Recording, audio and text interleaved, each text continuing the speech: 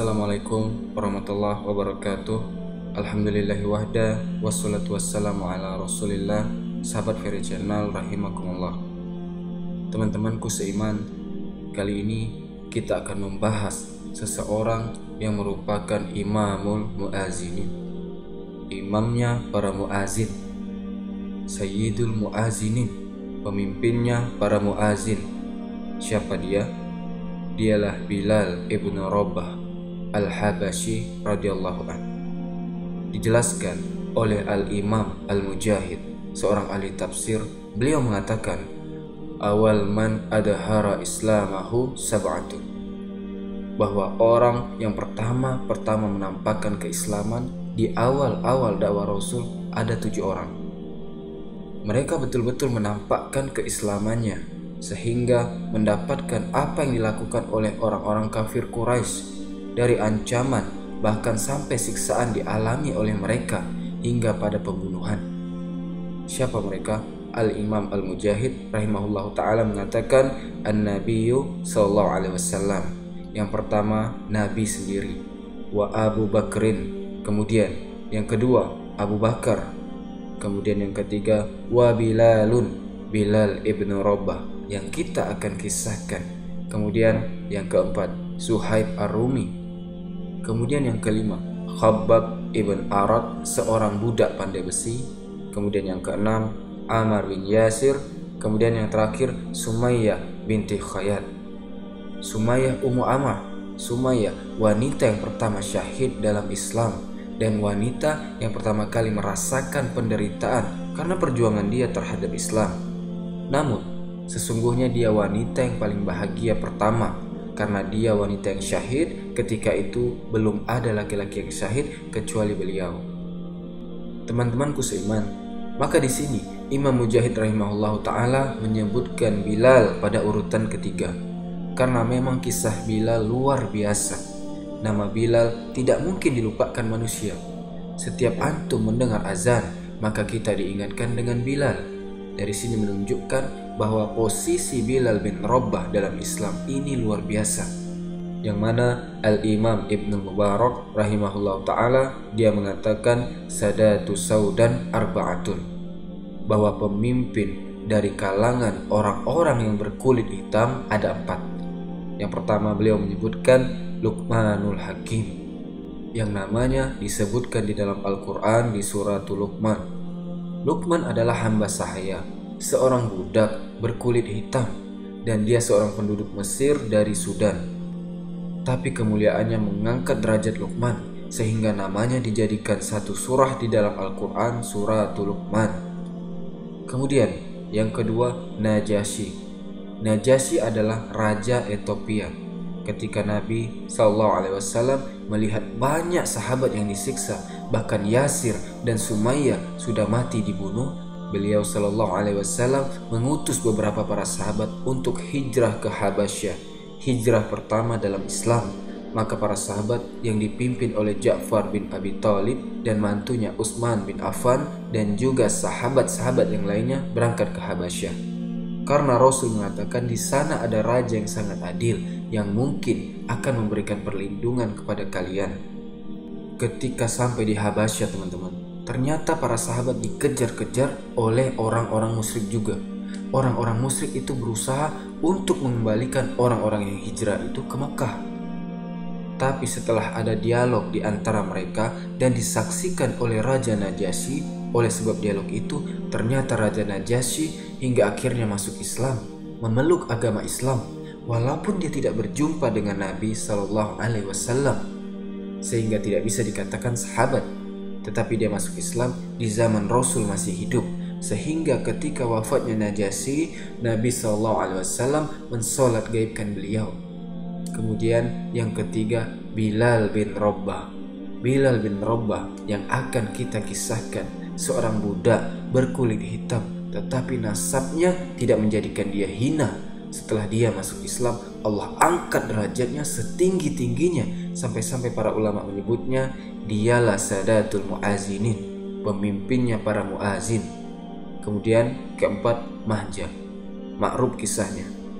Tapi yang jelas bahwa di sini Di antara imam yang berkulit hitam adalah Bilal. Bilal ini menjadi budak sebelum Nabi SAW diutus menjadi Rasul. Dijelaskan bahwa keluarga Bilal ini tertawan dalam sebuah peperangan oleh satu kabilah namanya kabilah Jumadi. Kemudian dari Hamamah ibu Bilal menikah dengan Robbah, lahirlah Bilal. Kemudian Bilal ini dibeli dengan seorang pemimpin musyrik Quraisy namanya Umayyah ibn Khalaf. Beliau adalah Sadatu Quraisyin, termasuk pemimpin-pemimpin Quraisy. Adapun sebab keimanan Bilal bin Rabbah karena Umayyah bin Khalaf ini adalah pemimpin dari pemimpin Quraisy. Terkadang dia membuat pertemuan di rumahnya, yang mungkin di situ ada Abu Jahal, di situ ada Mughirah, di situ ada musuh-musuh Nabi SAW. Kemudian berbicara soal strategi mereka untuk menjegal dakwah Rasul. Bilal adalah budaknya Umayyah, tentu mendengar apa yang mereka katakan dalam pertemuan itu, tapi membuat pertanyaan besar dalam hati Bilal. Bagaimana mungkin sosok Nabi SAW yang dikenal oleh orang-orang Quraisy, seorang yang dipuji akhlaknya, Sadiqul Amin, sebelum diangkat menjadi Nabi dan Rasul itu sudah dikatakan Sadiqul Amin, orangnya jujur dan amanah, dan tidak ada orang yang jujur dan amanah dibandingkan Nabi ketika itu, dan menjadi kebanggaan penduduk Makkah karena mereka tahu amanahnya Nabi SAW. Tapi di satu sisi, kenapa pula orang ini mencaci maki Rasul, mengatur strategi jahat kepada Rasul? Ini yang menjadikan pertanyaan besar bagi Bilal. Kenapa orang baik kok dimusuhi? Dari situlah kemudian Bilal mencoba untuk menyelidiki sebenarnya apa yang terjadi dan apa yang dibawa oleh Nabi SAW. Maka diam-diam Bilal menemui Nabi SAW yang ketika itu markas dakwahnya berada di rumah Arqam. Maka Nabi SAW kemudian mendakwahi Bilal. Akhirnya Bilal pun mengucapkan syahadat dan memeluk agama Islam, masuk Islam. Subhanallah. Ketika Bilal masuk Islam dan didengar keislamannya oleh Umayyah bin Khalaf ini, majikannya Bilal tidak terima dia. Bagaimana dia mau ridho dengan keislaman Bilal, sementara dia adalah salah satu di antara tokoh orang-orang yang menjegal dakwah Rasul. Marah dia. Akhirnya Umayyah bin Khalaf ini membawa Bilal ke tengah padang pasir. Bayangkan, digiring ke padang pasir, kemudian disuruh terlentang di padang pasir yang sangat panas sekali pada siang hari. Kemudian badannya terbakar dengan panasnya matahari. Di situ Umayyah mencambuk-cambuk Bilal, terus dipukul dan dipaksa untuk murtad, untuk keluar dari agamanya Muhammad. Subhanallah, satu-satunya budak dalam Islam atau satu-satunya sahabat yang masuk Islam yang mendapatkan ujian, siksaan ketika mempertahankan Islam. Tidak ada sahabat yang sanggup kecuali hanya Bilal. Seluruh sahabat tidak sanggup dengan siksaan majikan-majikan mereka. Kita lihat Ammar bin Yasir. Ammar bin Yasir disiksa oleh orang-orang Quraisy. Akhirnya dia tidak tahan dengan siksaan itu, sampai akhirnya dia bilang, "Iya, saya kafir, iya." Disebut semua nama-nama patung itu. Baru dilepas Ammar bin Yasir. Terpaksa dia mengucapkan kalimat kufur walaupun hatinya tetap beriman. Kemudian turun ayat, "Ila man ukhriha wa qalbuhu mutmainun bi iman." Tidak mengapa seseorang itu mengucap kalimat kufur kalau memang dia disiksa dan dipaksa untuk kufur selama hatinya penuh dengan keimanan. Kemudian Khabbab ibn Arad, dia tidak tahan disiksa oleh majikannya. Dia kan pandai besi, bekerja kepada majikannya, tukang membuat senjata. Jadi kalau datang majikannya disuruh murtad tidak mau, diambilkan besi panas, diletakkan di badannya sampai seluruh badannya habis karena ada banyak bekas luka bakar. Hingga dia datang kepada Nabi SAW mengeluh dan mengatakan, "Ya Rasulullah, ala tad'u lana, ala tastaghfir lana." Rasul, kami sudah tidak kuat, tolong lihat kami, berikan rasa ibamu kepada kami. Kami sudah tidak kuat, berdoalah kepada Allah, berilah pertolongan untuk kami. Tapi Nabi SAW mengatakan, "Ya Khabbab, jangan tergesa-gesa, pertolongan itu akan datang." Tapi Bilal, subhanallah, Bilal tetap tegar. tidak mengeluh, bahkan hampir sakaratul maut pun Bilal tetap mengatakan ahadul ahad, ahadul ahad, bahwa Allah yang Maha Esa, tidak ada yang esa daripada Allah Subhanahu wa taala. Terus dia mengucapkan kalimat itu, Qul huwallahu ahad, Allahus samad, lam yalid walam yulad walam yakul lahu kufuwan ahad. Kita lihat teman-teman keimanannya Bilal. Kalau Nabi SAW menampakkan keislaman, di belakang Nabi ada pamannya Abu Talib, dan Nabi SAW keturunan Sayyidul Batha, pemimpinnya bangsa Arab, bila munaji tanpa ada khilaf di antara para ulama, yaitu keturunan Abdul Muttalib, di mana tidak ada satupun pembesar Quraisy, tidak Abu Jahal, tidak Abu Lahab, tidak Mughirah, tidak Umayyah, tidak siapapun berani bicara di hadapan Abdul Muttalib, karena dia pemimpinnya Arab ketika itu. Artinya apa? Nabi SAW ketika menampakkan Islam ada pamannya, ada Khadijah yang kaya, sehingga orang-orang musyrik pun tidak bisa menyentuh Rasul kecuali sudah wafat keduanya. Baru pembesar-pembesar Quraisy ini main fisik. Adapun Abu Bakar, dia punya kaum yang membelanya, dia punya kabilah yang membelanya, sehingga orang-orang Quraisy tidak berani dengan Abu Bakar karena harus berhadapan dengan kabilahnya Abu Bakar. Adapun Bilal, siapa Bilal? Tidak ada siapapun di belakangnya, tidak memiliki kabilah karena dia seorang budak, tidak memiliki nasab, tidak memiliki harta.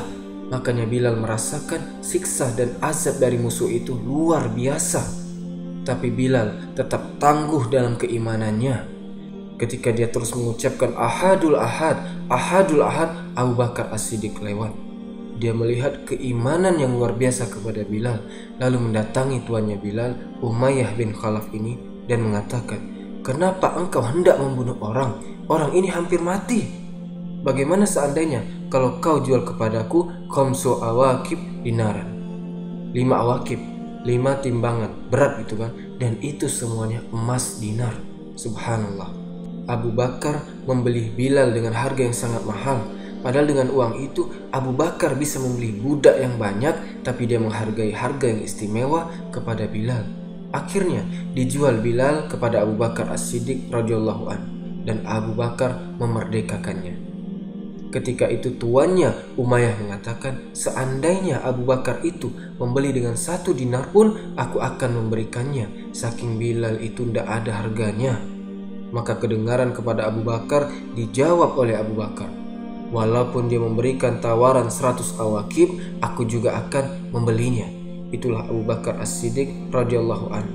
Sehingga Abu Quhafah, siapa Abu Quhafah? Bapaknya Abu Bakar. Dia marah kepada anaknya Abu Bakar, kenapa dia membeli dengan uang yang banyak. Kata Abu Quhafah, ketika itu masih kafir bapaknya. Dia mengatakan, wahai Abu Bakar, kenapa kau tidak membeli orang-orang yang kuat-kuat?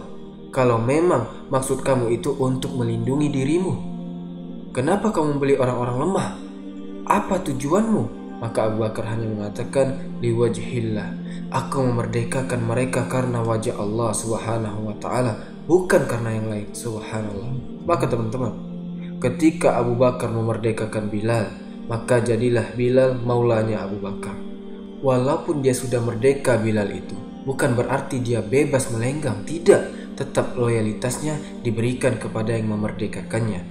Kemudian setelah hijrah besar-besaran dari Mekah ke Madinah, maka Bilal pun ikut hijrah bersama para sahabat yang lainnya. Kemudian Bilal dipersaudarakan oleh Nabi SAW dengan Abu Ubaidah ibnu Al-Jarrah, seorang sahabat yang kelak akan menjadi jenderal perang di masa kekhilafan Umar ibnu Khattab. Abu Ubaidah ibnu Jarrah pengganti Khalid ibnu Walid. Maka Bilal pun kemudian selama di Madinah, seluruh peperangan hampir tidak pernah luput. Perang Badar, perang Uhud, perang Khandaq, setiap peperangan tidak pernah Bilal absen. Dan ini menunjukkan bagaimana Bilal ini seorang mujahid, hatinya dipenuhi dengan jihad. Barulah setelah kemudian Nabi SAW setelah sampai di Madinah diperintahkan Allah Subhanahu wa taala untuk sholat berjamaah. Waktu di Mekah masih sholat sendiri-sendiri. Tapi setelah kemudian pasca hijrah ke Madinah, mulailah ada syariat namanya syariat sholat jamaah dan syariat azan. Berarti azan diisyaratkan di Madinah. Kemudian para sahabat yang datang kepada Rasul masing-masing memberikan ide kepada Rasul untuk memberikan alamat. Bagaimana caranya agar ketika datang waktu sholat manusia mudah untuk berkumpul? Sebagian sahabat mengatakan kepada Rasul, "Ya Rasul, bagaimana kalau kita tiup trompet saja? Jadi kalau datang waktu zuhur kita tiup tuh trompet, biar orang-orang yang di pasar tahu telah datang waktu zuhur, sehingga mereka berbondong-bondong datang ke masjid." Kemudian sahabat yang lain mengatakan, "Ya Rasul, bagaimana kalau kita buat lonceng yang besar? Apabila datang waktu sholat, kita pukul loncengnya." Kemudian sahabat lainnya mengatakan, "Bagaimana kalau kita menyalakan api di atas bukit? Jadi kalau datang waktu sholat, kita nyalakan sebentar sehingga orang-orang tahu telah datang waktu sholat." Tapi semua ditolak oleh Rasul karena semua tasyabuh dengan orang-orang musyrik. Kata Rasul, "La, tidak. Ini tasyabuh dengan orang-orang Yahudi, ini tasyabuh dengan orang-orang Nasrani, dan ini tasyabuh dengan orang-orang Majusi." Maka setelah itu para sahabat bubar. Kemudian tiba-tiba salah seorang sahabat namanya Abdullah bin Zaid, ketika ia tidur, rupanya dia bermimpi, yang mana dalam mimpinya ia diajarkan lafaz azan oleh malaikat. Ketika dia terbangun, kemudian dia ceritakan mimpinya kepada Nabi SAW. Rupanya teman-teman, mimpi yang sama dirasakan oleh Umar ibn Khattab, yang mana ia didatangi malaikat kemudian diajari lafaz azan, yang lafaznya sama persis dengan yang diajarkan Abdullah bin Zaid. Padahal keduanya tidak bertemu dan tidak kompromi sama sekali. Tiba-tiba datang kepada Rasul keduanya dan menceritakan mimpinya, dan mimpi mereka sama. Maka Nabi SAW membenarkan, akhirnya meminta kepada Abdullah bin Zaid untuk mengajarkan lafaz-lafaz azan itu kepada Bilal ibn Rabah. Setelah Bilal hafal lafaz azan, maka Nabi mengatakan, "Ya Bilal, kum fa'azin." Wahai Bilal, berdiri dan kumandangkan azan. Mulai dari saat itu, Bilal menjadi muazin pertama dalam Islam. Namanya dikenal sepanjang masa. Sekarang sudah 1442 Hijriah. Sudah 14 abad lebih, nama Bilal tidak dimakan zaman. Tidak dimakan lamanya waktu, tetap saja orang mengenal Bilal. Siapa yang tidak kenal Bilal? Namanya disebut dari arah barat sampai ke timur, dari arah utara sampai ke selatan. Namanya harum di masjid-masjid kaum muslimin. Bahkan di dada-dada kaum muslimin tidak akan lupa tentang Bilal bin Rabah. Padahal muazin Rasul ada 4. Di sana ada namanya Abdullah bin Umi Maktum, seorang yang buta, yang dengan sebab itu turun ayat Abasa wa tawalla an ja'ahul a'ma. Teguran kepada Rasul ketika Nabi SAW lebih memperhatikan para pembesar Quraisy dan cuek kepada Abdullah bin Umi Maktum, yang ketika itu hendak masuk Islam. Allah tegur Rasul dengan menurunkan Abasa wa tawalla an ja'ahul a'ma, surah Abasa. Kemudian yang kedua, di sana ada Abu Mahzurah. Subhanallah, dari para muazin Rasul yang paling merdu suaranya Abu Mahzurah, paling indah suaranya.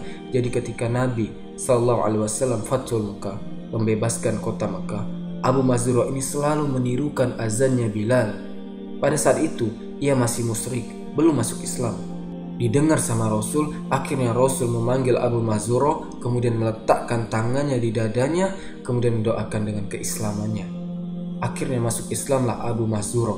Dari situ kemudian Rasul mengajarkan azan, kemudian diangkat oleh Rasul menjadi muazin Masjidil Haram yang pertama.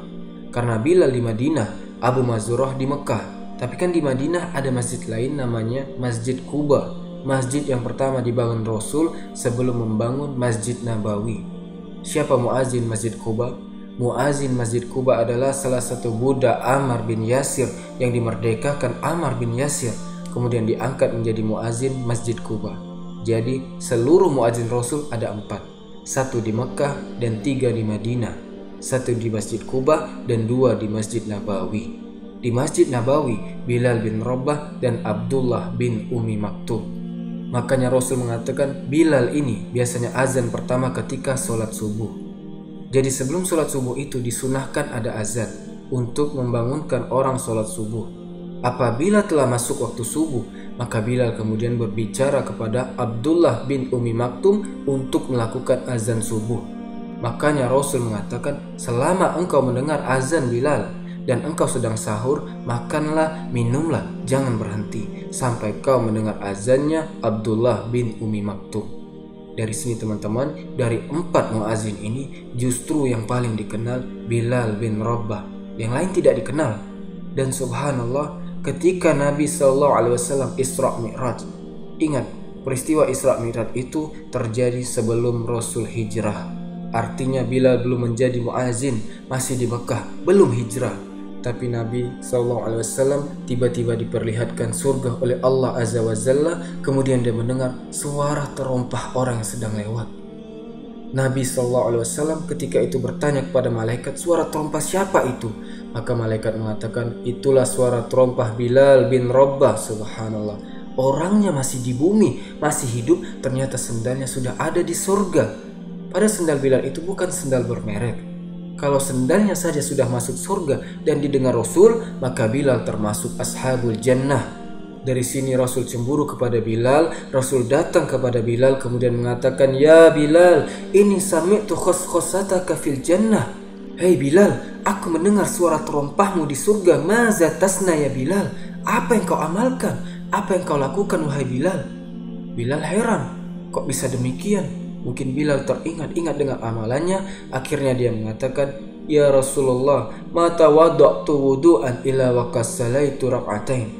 Wahai Rasul, tidaklah aku berwudu, melainkan setelahnya aku melaksanakan 2 rakaat solat yang dikenal dengan rak'atain al-wudu, 2 rakaat sunnah wudu. Dan itu dilakukan sebelum kering. Kalau sudah kering, tidak ada syariat sunnah wudu lagi. Jadi solat sunnah wudu itu kalau masih basah, masih ada cucuran-cucuran air wudhu. Makanya sebagian para ulama fikih mengatakan makruh hukumnya mengelap air wudhu. Walaupun sebagian para ulama mengatakan boleh, tapi sebaiknya biarkan. Karena ada hadis yang mengatakan setiap tetesan-tetesan air wudhu itu akan menghilangkan dosa orang yang berwudhu.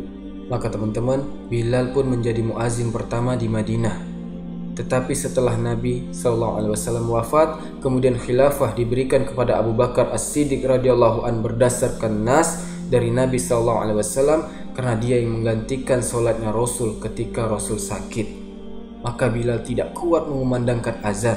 Setiap dia mengumandangkan azan sampai asyhadu anna Muhammadar Rasulullah, dia menangis dan selalu terputus sampai di sini. Selalu terputus sampai di sini. Dia tidak bisa melanjutkan azannya. Tak sanggup Bilal. Maka setelah 3 hari jadi muazin di masa kekhilafan Abu Bakar, dia tidak tahan, akhirnya datang kepada Abu Bakar, wahai khalifah, aku minta izin, tolong izinkan aku untuk tidak azan lagi. Ketika itu Abu Bakar meminta Bilal agar tetap menjadi muazin. Maka Bilal kemudian mengatakan, wahai Abu Bakar, kalau kamu ketika memerdekakan diriku niatnya karena kamu, maka aku siap jadi muazin karena perintahmu. Tapi kalau kamu ketika memerdekakan diriku karena Allah, maka tolong biarkan aku berhenti jadi muazin. Sambil menangis, Bilal melihat ke menara, terus melihat ke kuburnya Nabi Muhammad yang dulu adalah kamarnya Nabi Muhammad. Wahai Abu Bakar, kebiasaanku dulu waktu Nabi Muhammad hidup adalah sebelum waktu sholat aku membangunkan Nabi Muhammad. Aku datang ke tempat Nabi Muhammad dan berkata, ya Rasulullah, waktu sholat. Dan terkadang Nabi Muhammad yang datang ke tempatku dan berkata, ya Bilal, waktu sholat. Kemudian setelah itu aku dan Nabi Muhammad mendekat ke menara dan aku naik. Nabi Muhammad melihatku. Sebelum aku azan, aku menoleh ke Nabi Muhammad. Kemudian aku mengumandangkan azan. Setelah itu aku turun, disambut oleh Rasulullah. Dan aku lakukan itu sehari 5 kali, berulang-ulang. Sehingga suasana itu sungguh membuatku mengingat Rasulullah. Dan aku tak mampu untuk azan lagi saat ini, wahai Abu Bakar. Akhirnya Abu Bakar pun meneteskan air mata dan tidak bisa berbuat apapun untuk mencegah Bilal. Terpaksa Bilal tidak menjadi muazin di zaman Khalifah Abu Bakar. Akhirnya Bilal kemudian hijrah dari Madinah menuju ke Syam dan menjadi mujahid. Berperang sampai dalam peperangan Qadisyah bersama Umar, ia tetap ikut berperang dalam pasukan memerdekakan Baitul Maqdis. Akhirnya lama dia hidup di Syam. Ketika itu Umar ibn Khattab radhiyallahu an, ketika dia mengambil kunci Baitul Maqdis, dia berjumpa dengan Bilal. Maka Umar ibn Khattab memaksa Bilal untuk azan sekali saja karena perintah Amirul Mukminin. Bilal tidak mau pada saat itu. Karena apa? Dia sudah berjanji tidak mau menjadi muazin. Tapi karena yang meminta Umar ibn Khattab, Amirul Mukminin Al-Faruq, akhirnya pun dia mau atas perintah Amirul Mukminin dan dia pun melantunkan suara azan. Subhanallah. Ketika dia melantunkan azan di negeri Syam itu, seluruh para sahabat menangis seolah-olah mereka merasakan Rasul masih hidup di tengah-tengah mereka. Karena mereka tahu kalau Bilal adalah muazin kesayangan Rasul. Sehingga ketika mendengar suara azan Bilal, seolah-olah mereka kembali ke zaman Rasul masih hidup. Subhanallah. Akhirnya Bilal pun setelah azan dia teringat dengan Nabi. Dan Bilal ingin ziarah ke kuburan Rasul. Kemudian dia berangkat dari Syam ke Madinah. Berjumpalah Bilal dengan cucu Rasul, Hasan dan Husain. Melihat wajah Hasan yang mirip dengan Rasulullah dan melihat kaki Husain yang mirip dengan Rasulullah, dipeluklah Hasan dan Husain oleh Bilal. Ia rindu kepada Rasulullah. Maka kemudian Hasan dan Husain meminta Bilal untuk mengumandangkan azan sekali saja di kota Madinah. Akhirnya Bilal naik ke menara, kemudian mengumandangkan azan di masjid Nabi. Allahu Akbar, Allahu Akbar. Ketika dikumandangkan azan di kota Madinah, seluruh manusia yang mendengar di kota Madinah bergetar hatinya, bergema, sehingga seluruhnya keluar rumah menangis rindu Rasulullah, seolah-olah Rasul masih hidup, mencari-cari Rasul dan menuju panggilan azan Bilal. Mereka diingatkan dengan Nabi SAW. Sebagian berkata, apakah Rasulullah dibangkitkan lagi? Tidak, itu suara Bilal ketika sampai kepada asyhadu an la ilaha illallah wa asyhadu anna Muhammad Rasulullah. Ramai penduduk Madinah menangis, ingat Rasulullah. Maka Bilal pun tidak tahan berada di Madinah. Kerinduannya kepada Nabi sangat kuat. Terkadang dia teringat dengan Rasul, dia pun sedih, menangis Bilal. Akhirnya dia balik lagi ke Syam, kemudian jadi mujahid di sana, dan berakhir dengan wafatnya Bilal bin Rabah di negeri Syam. Negerinya Bilal, negerinya Khalid ibn Walid, negerinya para sahabat Rasul, negeri yang diberkahi, negeri yang melahirkan para ulama, negeri yang melahirkan kitab-kitab ahli sunnah wal jamaah, negeri Syam. Bilal meninggal di sana. Teman-temanku seiman, maka azan adalah syariat yang sangat agung dalam Islam. Karena azan itu panggilan Allah, bukan panggilan Bilal. Allah yang memanggil kita untuk sholat, untuk mentauhidkan Allah, untuk membesarkan Allah, untuk mengajak kemenangan kepada kaum muslimin. Hayya 'alal falah, mari kita menuju kemenangan. Maka tidak pernah ada bandingan suara azan dengan suara siapapun di alam semesta ini. Dengan suara azan setan lari, dengan suara azan banyak orang kafir masuk Islam. Dengan suara azan bergetar hati-hati kaum muslimin. Dengan suara azan maka negeri itu dikatakan negeri Islam. Ini diantara sekelumit tentang kisah Bilal bin Rabah, muazinul Islam, sayyidul muazinin, imamul muazinin, dan orang yang memberikan sebuah percontohan dalam Islam, bahwa Islam itu hanya memuliakan orang takwa bila tidak mempunyai nasab yang baik karena dia budak, dia barang yang diperjualbelikan. Bilal tidak memiliki kulit yang indah karena dia hitam legam. Bilal tidak memiliki harta karena dia sendiri harta. Tetapi setelah keimanan menghujam dalam dadanya, maka Allah angkat Bilal setinggi-tingginya. Sehingga Nabi SAW bersabda dalam sebuah khutbahnya, la fadla bainal ardi wal a'jam walal aswad alal ahmar illa bitaqwallah. Ingatlah, tidak ada perbedaan di antara kalian. Mau kalian orang Arab, mau kalian bukan orang Arab, mau kalian berkulit hitam, mau kalian berkulit merah ataupun putih, yang membedakan di antara kalian hanyalah taqwallah, inna akramakum indallahi atqahum. Sesungguhnya yang paling mulia di antara kalian adalah orang yang bertakwa kepada Allah Subhanahu wa taala. Wallahu taala alam. Sallallahu ala nabiyina Muhammad wa ala alihi wasallam. Assalamualaikum warahmatullahi wabarakatuh.